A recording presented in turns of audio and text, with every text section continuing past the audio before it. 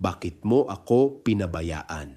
Sa Pilipinas, ang sigaw na ito ay hindi na lamang mula sa krus. Ito ay sigaw ng mamamayan sa harap ng sistemang tila manhid sa paghihirap at kawalan ng hustisya.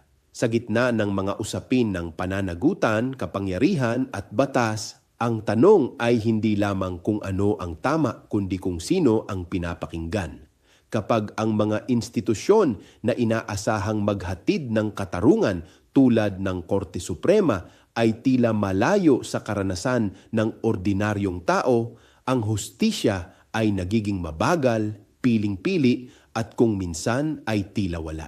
Ngunit ang sigaw na bakit mo ako pinabayaan ay hindi lamang tanong. Ito ay panawagan. Panawagan upang harapin ang katotohanan, upang kilalanin ang sakit ng bayan, at upang itama ang sistemang patuloy na nag-iiwan sa marami.